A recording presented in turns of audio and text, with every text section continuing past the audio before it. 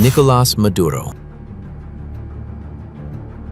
Overnight, Nicolás Maduro plummeted from the pinnacle of power into the absolute abyss.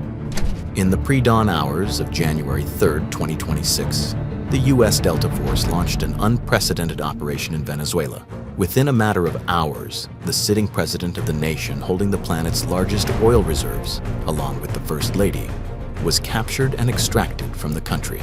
How did an ordinary bus driver rise to become a president, only to end up as the primary target of the world's greatest superpower? What happens next will keep you glued to your screen. On November 23, 1962, in a modest apartment complex in the capital city of Caracas, Venezuela, Nicolás Maduro Moros entered the world. It was hardly a peaceful time in Venezuelan history. The country was in the throes of transition, emerging from a military dictatorship with high hopes for a democratic, prosperous future fueled by its vast oil reserves. The Maduro family was thoroughly working class. His father was a union leader who had spent his entire life fighting for workers' rights. From a young age, Nicolás grew up listening to his father's stories of struggle, the power of solidarity, and what it meant to stand up for the community. These weren't just moral lessons. They were the core beliefs that would shape his entire life. Maduro's education didn't happen in the gated ivory tower private schools reserved for the wealthy. Instead, he attended Liceo José Avalos, a public high school tucked away in the gritty El Valle district of western Caracas. By the 1970s, the world had dubbed this the era of Venezuela Saudita. Oil prices skyrocketed, and money flowed into the country like water. But for the working class, that wealth was invisible. All they saw was a wealth gap that was tearing the social fabric apart day by day. On paper, Venezuela had entered an era of democracy following the dictatorship, but in reality, power was simply traded back and forth between two major parties, Acción Democrática, AD, and COPE, taking turns at the wheel. Meanwhile, oil has made Venezuela one of the most resource-rich nations in the region. The money came down like a waterfall, but the problem was the flow. It didn't trickle down. For ordinary families like Maduro's, the sentiment was universal. The country seemed to be getting richer, but their lives were not. It was from this disparity that a wave of deep-seated resentment began to swell. After finishing high school, Maduro didn't follow the university path like many of his peers. Instead, he stepped into the real world, taking on gritty, practical jobs. In 1983, he landed a gig as a bodyguard for José Rangel, a presidential candidate. This was Maduro's first direct brush with the political world, albeit in a humble role. These observations didn't turn him into a politician overnight, but they gave him a front-row seat to the world he would eventually inhabit. But the bodyguard life didn't last long. Maduro soon found a more stable job, one closer to his roots, a bus driver for the Caracas Metro public transit system. Every day, Maduro sat behind the wheel, navigating the chaotic streets of Caracas. He drove workers on their early morning commute, students heading to school, mothers going to the market, and the elderly visiting doctors. He listened to them talk. He heard their anxieties about rising prices, unstable jobs, and their children's bleak futures. Living so close to the pulse of the working class, Maduro couldn't just stand on the sidelines. During the 70s and 80s, the union movement in Venezuela was gaining momentum, particularly in industrial and public service sectors. Maduro quickly threw himself into union activities within the transit system. He became a delegate for the bus workers. He went toe-to-toe with management to fight for better wages, safer conditions, and reasonable hours. He learned how to rally people, how to channel scattered frustrations into an organized collective force. More notably, Maduro was considered a pioneer in launching the Metro Caracas union movement. It was high-risk work. At the time, organizing a union wasn't legally recognized. He faced immense pressure from management, the constant threat of being fired, and unpredictable legal risks. But Maduro didn't back down. He held secret meetings, connecting drivers and staff, brick by brick building a network of solidarity. These years were about more than just union duties. They were the most critical training ground of his life. In those union meetings, Maduro didn't just talk about paychecks and working conditions. He started asking bigger questions. Why does a country swimming in oil have workers struggling just to survive? There were no simple answers. But Maduro understood one thing: Unions only treated the symptoms. If he wanted to change lives, he had to flip the entire chessboard. And right at that moment, a name began to surface, the missing piece of the puzzle, Hugo Chavez, a young military officer driven by revolutionary ideals. The meeting between these two men from vastly different worlds would not only alter the course of Maduro's life, but would drag Venezuela into a completely new chapter. On February 4, 1992, Venezuela awoke to the sound of gunfire. A group of young military officers, spearheaded by Lieutenant Colonel Hugo Chavez, had launched a coup d'etat to overthrow the government of President Carlos Andrés Pérez. The coup was a catastrophic failure. Dozens lay dead, their blood staining the streets of Caracas. Chavez and his co-conspirators were rounded up. But before being hauled away, Chavez was granted a moment on national television to call on his supporters to lay down their arms and prevent further bloodshed. In that fleeting moment, Chavez did the unthinkable. Instead of bowing his head in apology, he stared straight into the camera lens and declared, "Por ahora, for now. We have failed, but only for now." For millions of Venezuelans living in poverty and despair, Chavez instantly transformed from a rebel into a messiah. Nicolás Maduro sat glued to his television screen, witnessing history unfold. He didn't know Chavez. He had never met the man. But in those two words, por ahora, Maduro saw the spark he had been searching for all his life. Chavez was sentenced to prison, but while he sat in a cell at Yari prison, a movement began to brew in the shadows outside. Maduro was one of the first to answer the call. He began connecting the dots of Chavez's support base, linking factory workers to students, underpaid teachers to neglected farmers. They organized protests demanding Chavez's release. They gathered signatures. They applied pressure on the government from every conceivable angle. Maduro also became a founding member of the Fifth Republic Movement, MVR, the political vehicle designed to turn Chavez's revolutionary ideals into concrete action. In 1994, bowing to public pressure and political calculation, the government granted Chavez a pardon. He walked out of the prison gates a free man and a national celebrity. But freedom didn't mean power. Chavez was still just a stripped-down ex-officer, a man with a failed coup on his record. In the years that followed, Chavez toured the country, preaching his gospel to anyone who would listen. Everywhere he went, he found a fervent audience. And Maduro was always there, not seeking the spotlight but working in the trenches, handling logistics, arranging meetings, and building bridges with local organizations. He was laying the bricks for the foundation Chavez was standing on. By 1998, Chavez decided to do what many considered suicidal: run for president. An impoverished ex-coup plotter with zero support from traditional parties and no connections to the business elite wanted to lead the nation.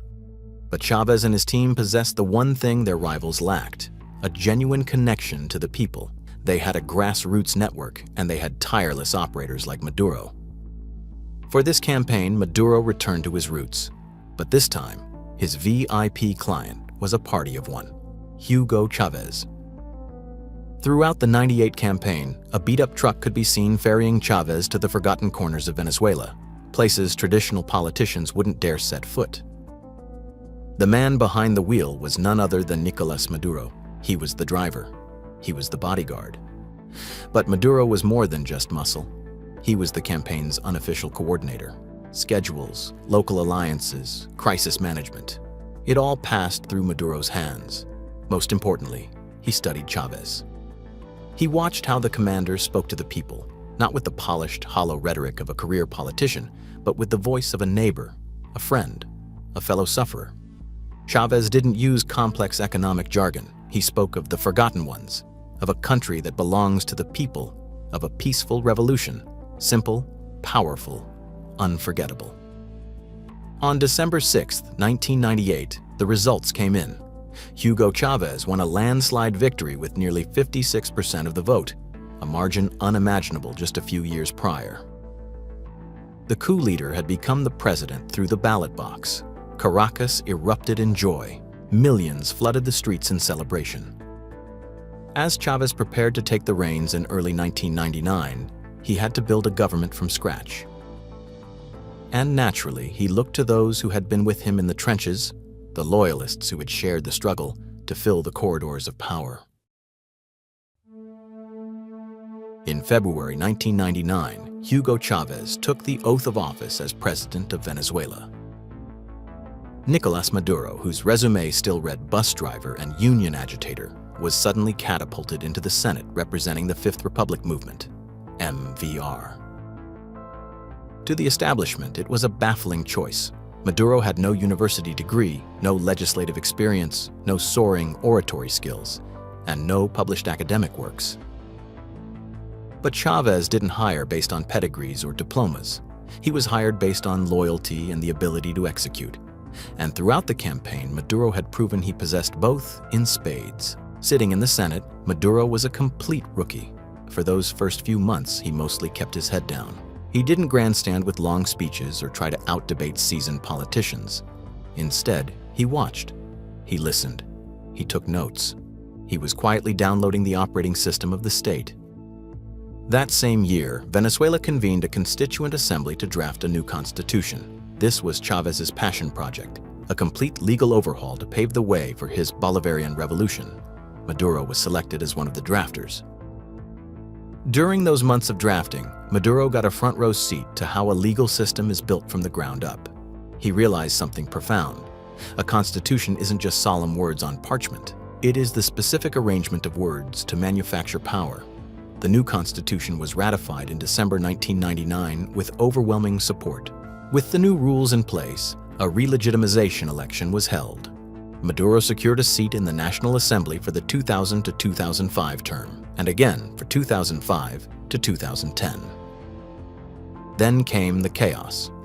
In 2002, Chavez was ousted in a short-lived coup, lasting only about 47 hours, before being swept back into power by a massive wave of loyalist support. Before the dust could settle, the country was hit by a second shockwave, a devastating oil strike that paralyzed the economy from December 2002 to February 2003. Where was Maduro during these life-or-death struggles?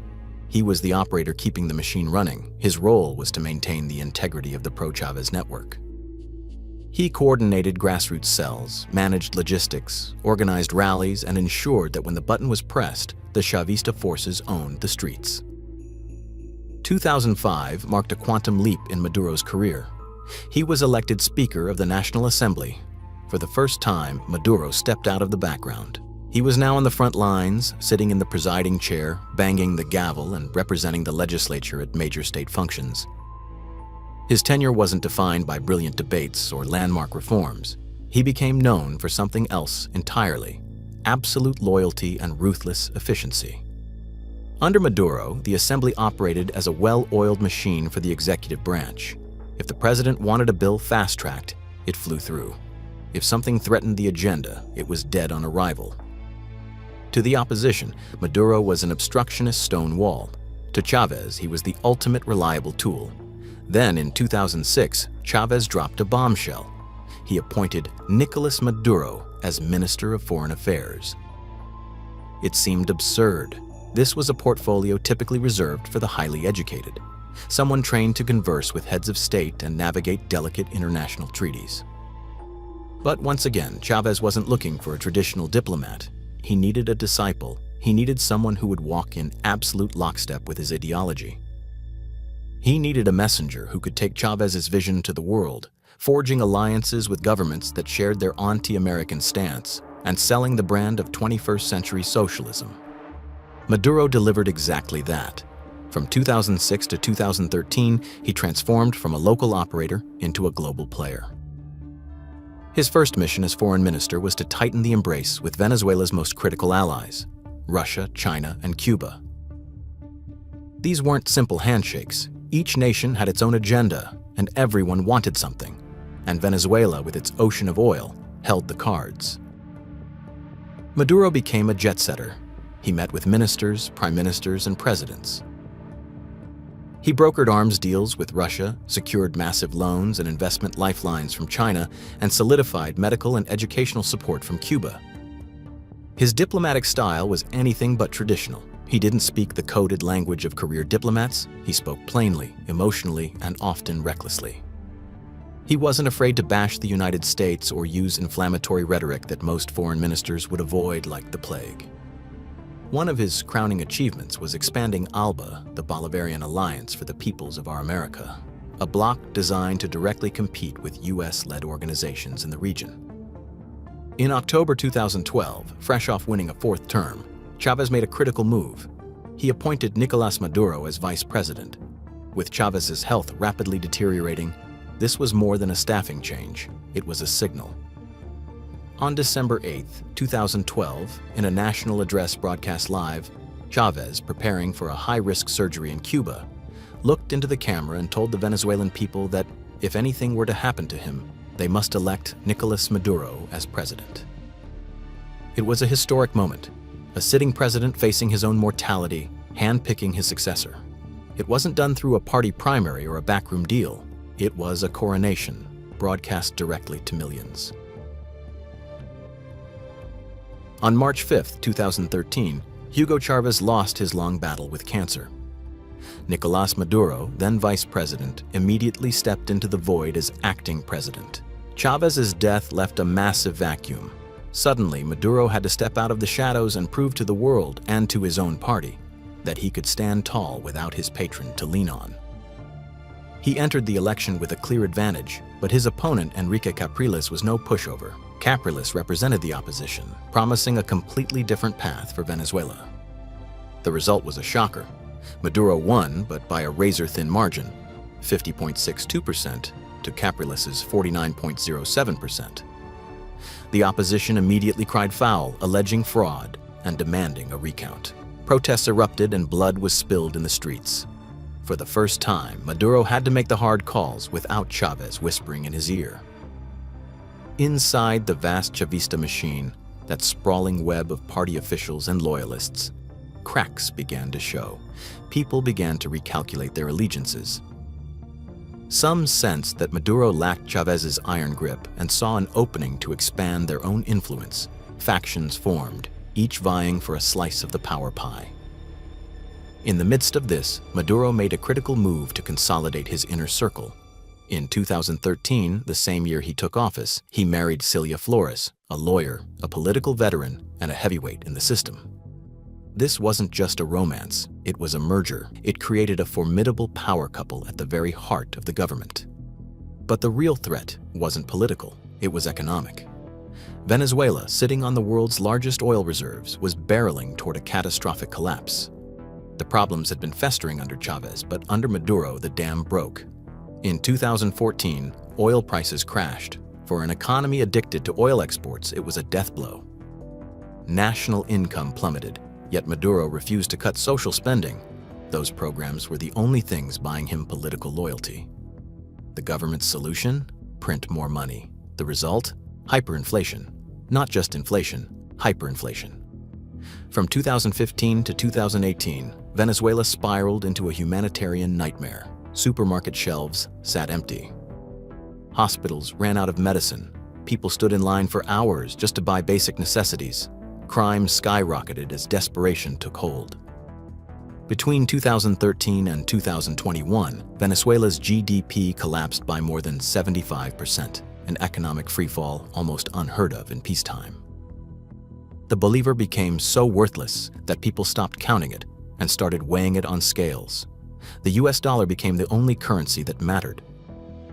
Over 7 million people, nearly a quarter of the population, fled the country.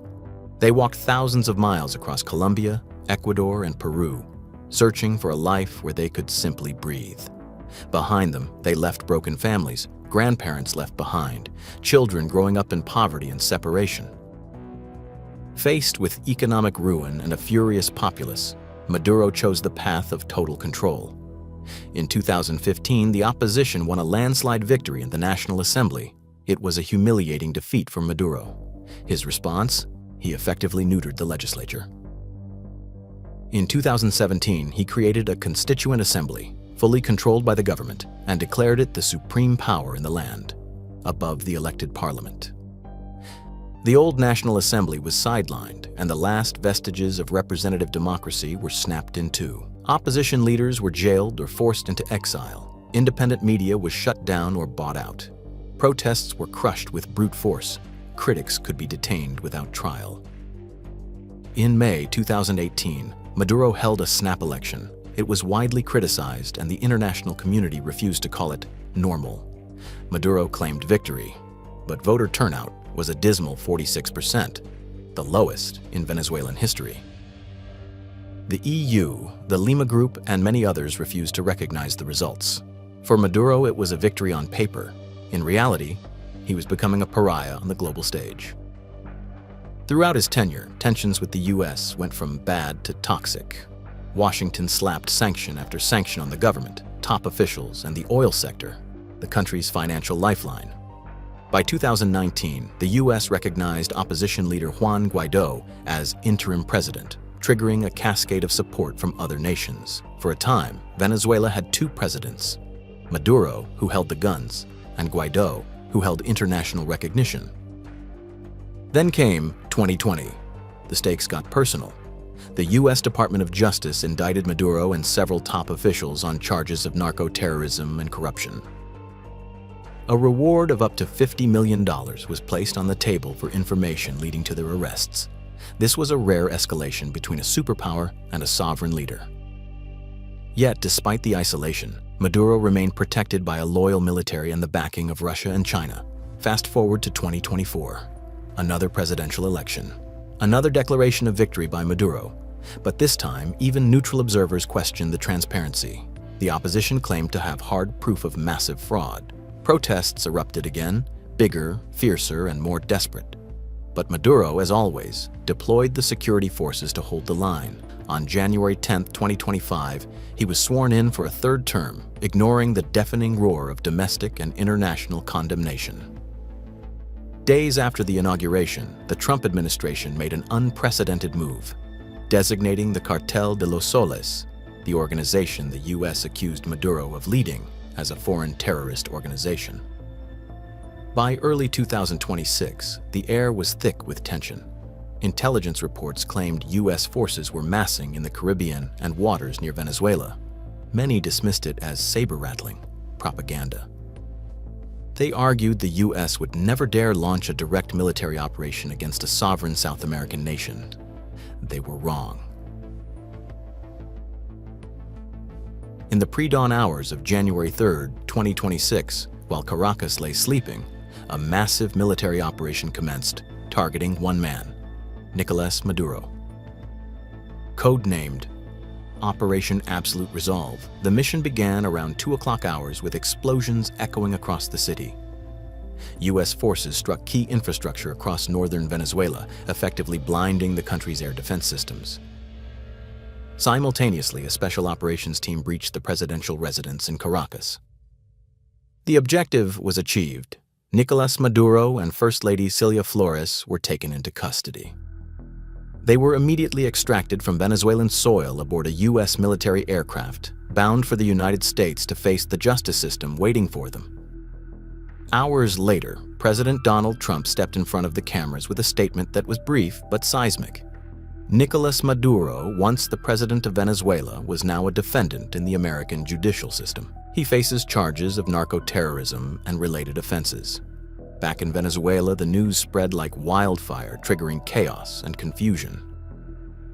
Official channels announced that Vice President Delcy Rodriguez has assumed the role of interim president. But no one knows what that really means. Does she hold any real power? To whom will the military pledge their loyalty? Defense Minister Vladimir Padrino Lopez has ordered a massive military mobilization across the country, though the true intent behind the move remains dangerously ambiguous. Maduro's son, Nicolás Maduro Guerra, took to the floor of the National Assembly, demanding the return of his parents and pleading for international support. But the question remains, is this a rallying cry strong enough to hold the Chavista base together? Or is it simply the dying gasp of a collapsing regime?